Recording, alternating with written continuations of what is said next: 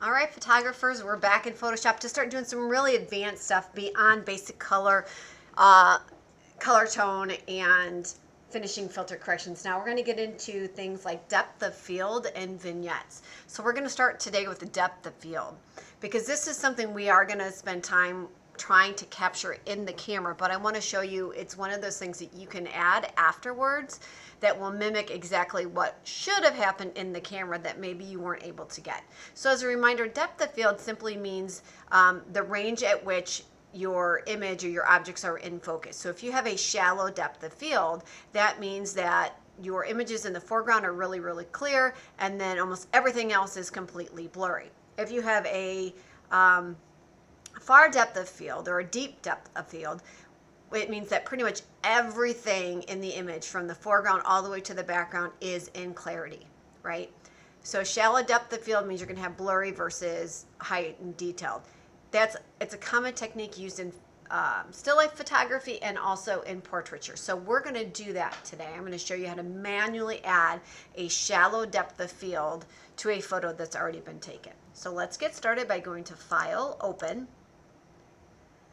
And we're going to go back to that yearbook lessons folder. So remember, going to Courses, Art, Yearbook Lesson Files, and we're going to open up both the depth of field 2 and the depth of field image.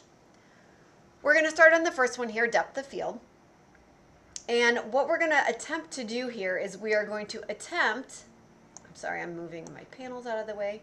We're going to attempt to make a shallow depth of field with this bowl of pears in sharp focus, this a little less in focus, and this a little less in focus.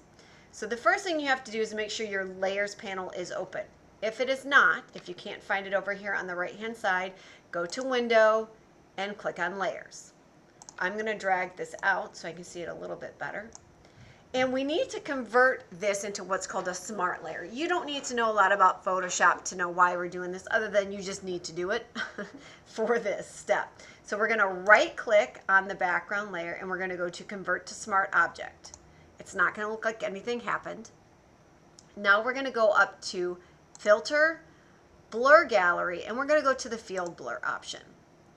So the first thing you're going to see is it's going to blur everything around where this little pin is. But the nice thing about this type of blurring versus the way we did it in the last video using the surface blur is we can have a lot more control. So we can pinpoint, literally pinpoint. You see a pinpoint here.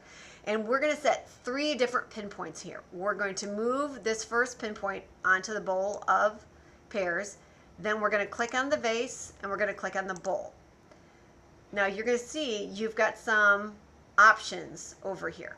We're not going to worry too much about these blurs. You can play with them in your free time, but for us, we're going to stick with the field blur. And we're going to click on the first pin. So that's the pears. Click on it, it will make it active. We want to take the blur all the way off. And you can still move this. Notice it's blurring this edge, which I don't like. Don't worry. First thing we can do is we can try to move it a little bit. The second thing we're going to do is we're going to take off some of the blur on this pin. So we have 0 blur on this. We're going to click on our vase and we're going to take it down to about, let's give it a 7 pixel blur.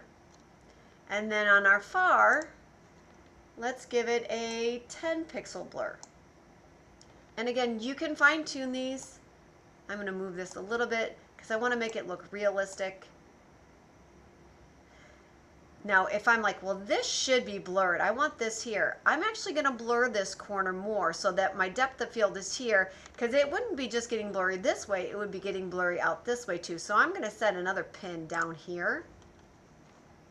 I'm going to move it. I don't want to make it quite that blurry, but I'm going to blur that a little bit. When I'm happy, I'm going to click OK. Now, just to see if what I'm doing is good, I'm going to open up my history panel. Again, if I don't have it open over here to the right, I just go to Window, History. There it is. I'm going to click on the open. I'm going to sandwich these two. I'm going to click on the open. This is what it looked like to start. This is what it looks like after. Not too shabby. So now we're going to go up to File, Save As, in the cloud. Call it, we should still be in our edited photos. Call it depth of field and add your name. Click Save and share this with me. All right, let's practice this one more time. This time I'm going to show you how to use it on a portrait. So we're going to close this one. Now we have this picture. Yes, this is me back in the day. It's been a while. So I want to show you how we're going to set several points on a single object. So before it was easy because each pin was on a different object. With this one, we're going to set several pins on one object because it's such a big object here. So let's review our steps. So the first thing we have to do is in the layers panel, we have to convert this layer to a smart object by right-clicking, convert to smart object. Now we're going to go up to our filter blur gallery. We're going to go back to that field blur again. It's going to blur the whole image. Let's set a pin on my, we're going to set a couple different pins. We're going to set one on my face. We're going to set one on my forearm. I'm going to move this one. We're going to put it right here on the torso. And then it's up to you. If you want to put one up here, you can put them on all the different major joints. Okay.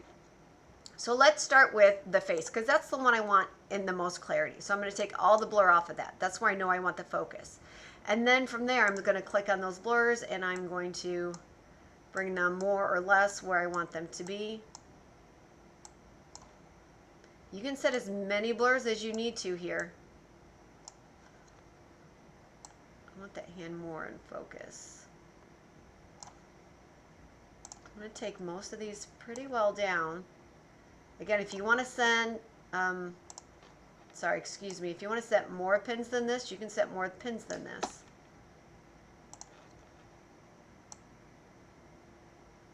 So I'm making the body and clarity, and now I want to start setting some more pins to actually blur. So I'm going to set a pin here. I want to blur this a little bit more. I want to blur this a little bit more. Definitely want to blur here a little bit more.